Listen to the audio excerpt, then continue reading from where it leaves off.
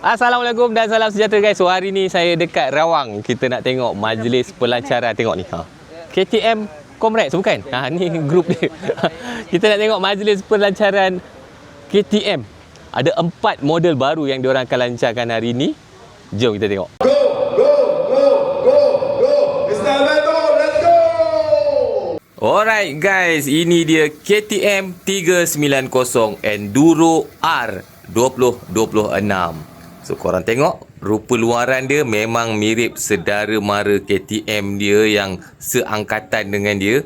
Memang jahat betul rupa dia. Sistem pencahayaan motosikal ni full LED depan dan belakang. Lampu depan memang cun. Ini memang design biasa KTM lah. And lampu belakang dia korang tengok design very minimalist. Untuk motosikal jenis macam ni, of course lah, tak payah nak pelik-pelik sangat lah lampu belakang kan. Motosikal ni dikuasakan dengan enjin 4 lejang, 1 silinder, 399cc, sejukan cecair, 6 kelajuan, siap slipper clutch yang mampu menghasilkan kuasa sekitar 44 horsepower dan juga 39 Nm of torque. Kedudukan muffler exhaust dia sama je macam adik-beradik 390 siri dia yang lain. Dia duduk kat bawah ni guys. Dan inilah bunyi dia. Tak perlu rem kot. Saya rasa korang pun tahulah bunyi single cylinder macam mana kan.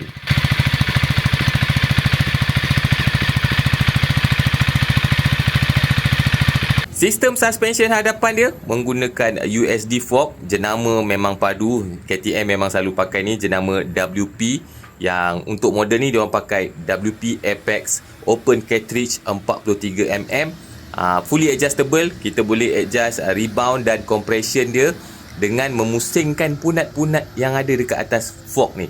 Memang senang lah nak adjust suspension korang on the fly orang kata. Sistem suspension belakang dia juga menggunakan monoshock daripada WP. Dan kita boleh adjust preload dan juga rebound. Motosikal ni menggunakan rim hadapan berjejari ni. Sesuai lah kalau kita nak bawa masuk off-road kan.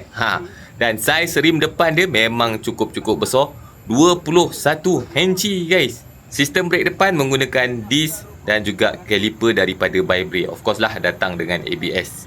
Rim belakang dia pula bersaiz besar juga, 18 inci dan menggunakan brake disc. Kapasiti tangki petrol dia sekitar 9 liter dan menggunakan single piece seat yang panjang ni.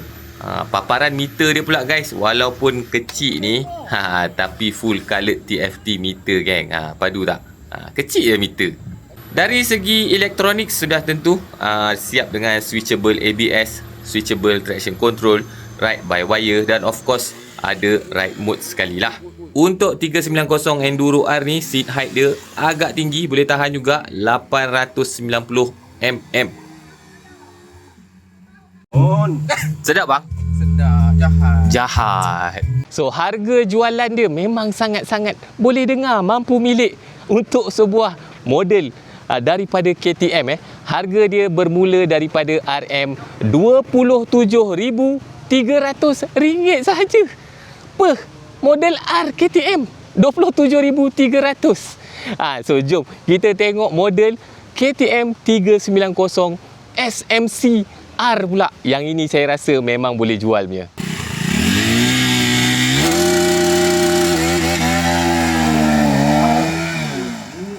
Okey, yang next one ni, yang ini memang saya minat dan saya rasa akan panas di pasaran sebab rupa dia memang handsome teruk dan juga harga dia sangat-sangat mampu milik untuk brand KTM guys. Ini adalah KTM 390 SMC R.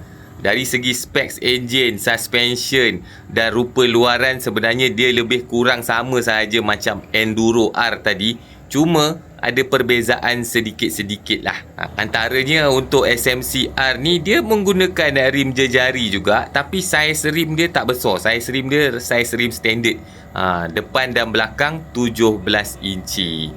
So variant ni lebih sesuai untuk kegunaan atas jalan raya. Kalau korang nak main track-track kecil macam Sepang Go-Kart, Horizon tu memang sangat-sangat sesuai lah. Barulah korang boleh break sambil bunyi menceceh tayar korang kan. And kalau korang suka main hutan, korang kena beli yang tadi tu lah, 390 Enduro R tu. Yang ini lebih sesuai untuk jalan raya berturap. Untuk SMC-R ni seat height dia taklah setinggi Enduro R tadi. Sekitar 860mm je, tapi agak tinggi jugalah. So take that into consideration. Memang paling handsome dalam range 390 series ni saya rasa. Harga jualan dia pun memang bermula daripada RM27,300 juga. Sama guys.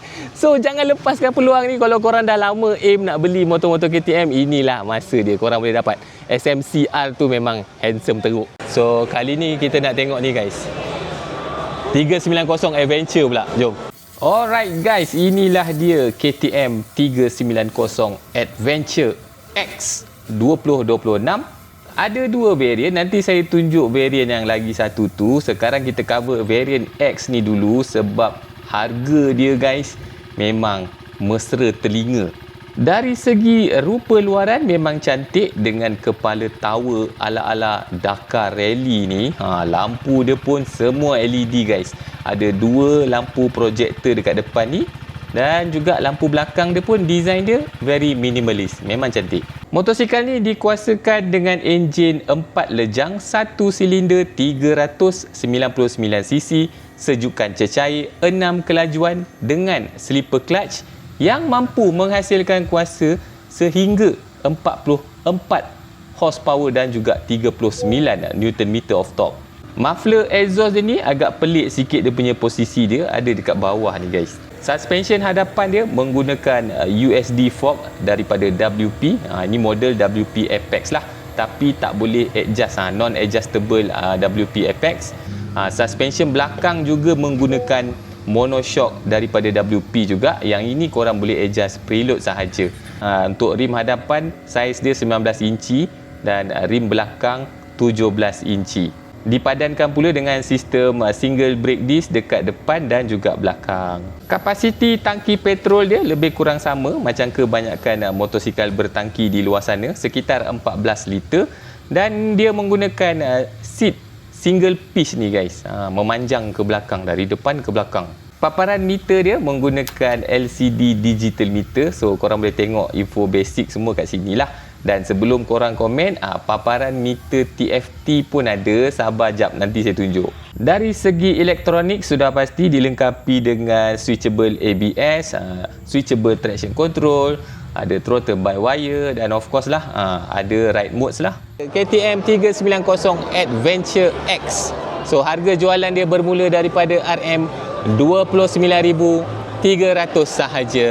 So jom kita tengok model yang spek atas sikit, varian yang up sikit, varian R. Jom. Okey, sekarang kita tengok varian yang lagi satu pula, iaitu KTM 390 Adventure R. So dari segi specs, enjin semua dia lebih kurang samalah macam Adventure X tadi. Cuma seperti yang korang tengok kat sini, rupa luaran dia ada sedikit perbezaan kan dari segi persembahan dia. Nampak ke tak? Tak nampak? Jom saya tunjuk sikit-sikit lah. So first kali paparan meter dia ni, korang tengok. Untuk model R ni dia dilengkapi dengan paparan meter TFT berwarna. Dan memang cantik lah, korang boleh tengok macam-macam informasi tentang motosikal ni dekat panel meter ni. And mata korang pun tak berapa sakit sangat lah kan, berbanding tengok meter digital LCD tu. Keduanya korang tengok sistem suspension hadapan dia juga menggunakan suspension daripada WP, tapi yang ini WP Apex yang korang boleh adjustable. Compression dan juga rebound dia korang boleh adjust dekat bahagian atas ni. So korang tinggal pusing-pusing je punat ni untuk set upkan suspension depan korang. Untuk suspension belakang juga ada upgrade sikit. Dia pakai WP juga monoshock dia, tapi boleh adjust preload dan juga rebound untuk monoshock belakang ni. Dan lagi perbezaan dekat model ni, korang tengok rim dia. Rim dia menggunakan rim jejari ni, sesuai untuk off-road lah. Dan saiz rim dia pun cukup berbeza. Saiz rim depan 21 inci dan saiz rim belakang 18 inci guys. So ini memang lebih orang kata berat ke arah off-road lah. So kalau korang berat ke arah off-road, korang beli model R lah. So kalau korang berat ke arah touring, banyak berjalan dekat atas jalan raya sahaja, eloklah korang pergi ke model X tadi. Harga dia bermula daripada RM33,300 sahaja. So kalau korang berminat dengan dua model adventure yang saya tunjuk tadi, korang boleh pergi dekat dealer-dealer KTM yang terdekat dengan korang dan booking satu guys. Oh, lupa nak cakap, model-model ni semua siap quick shifter. Assalamualaikum. Kesemua model 390 yang dilancarkan hari ni, semuanya ada quick shifter standard. Dah siap dah, tak perlu tambah-tambah, kata dia orang lah.